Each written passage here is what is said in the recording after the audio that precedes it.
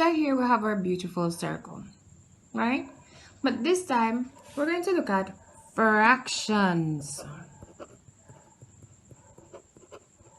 of circles, right? And remember, fraction is a part of a whole.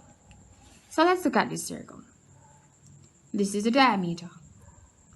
What fraction does this side of the circle represent? All of this side. Isn't it a half? Yes, it's indeed a half.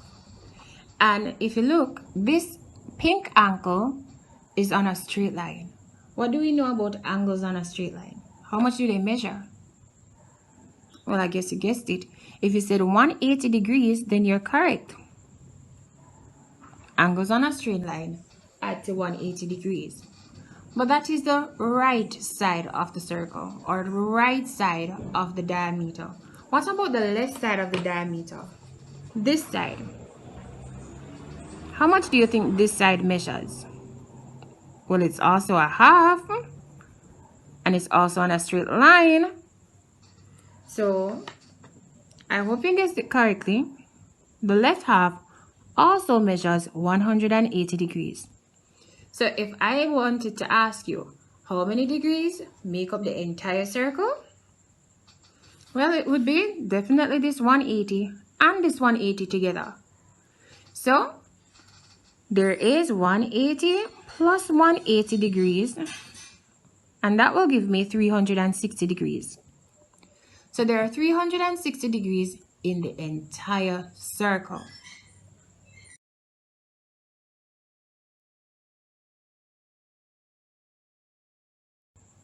So I can write half of the circle as a fraction of the total degrees that are in the circle. So if I'm dealing with the pink portion here, it would be the fraction that represents that half would be 180 degrees out of 360 degrees. If I wanted to write a fraction that represents the left half, which is the blue half, how much do you think that fraction would be? 180 degrees out of 360 degrees. Now, I think I'm going to catch you. I'm almost sure I can catch you. If I was supposed to put a right angle right in here,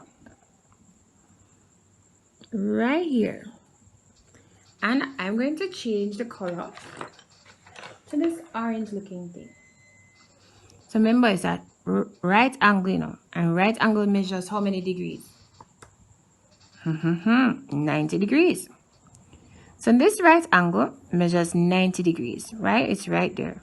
What fraction do you think would represent this 90 degrees in relation to the total degrees in a circle? Well, if you said 90 degrees out of 360 degrees, you would have been perfectly correct.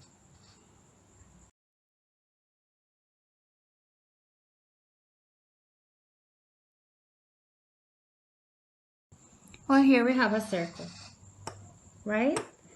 And if you look at it, this angle compared to this one on the outside is much smaller, and it measures 70 degrees. So what fraction of this circle does this part account for?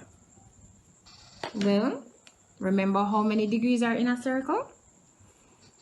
It's 360 degrees. And this part measures how much? 70 degrees. So the fraction that this section represents is 70 out of 360 degrees.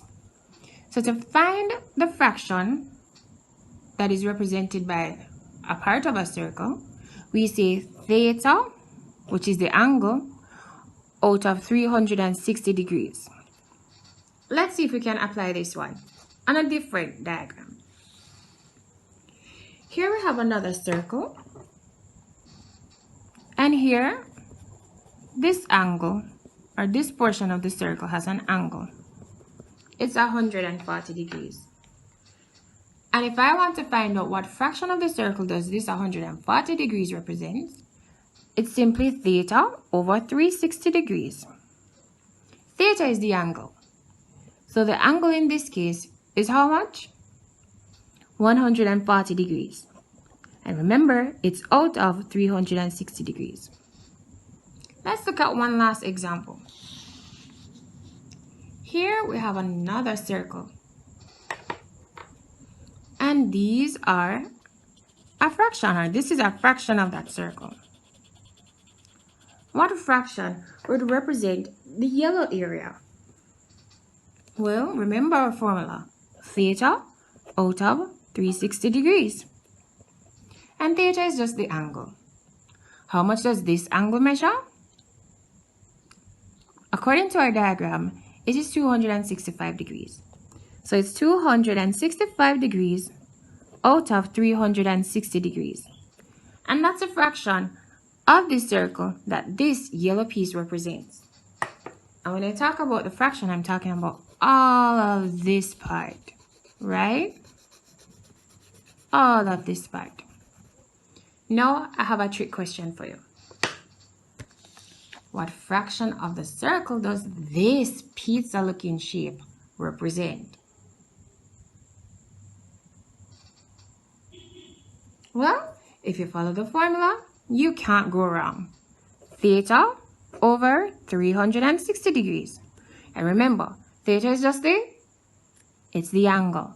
So theta in this case is how much? 52 degrees. And I'm dividing that by 360 degrees. There we go.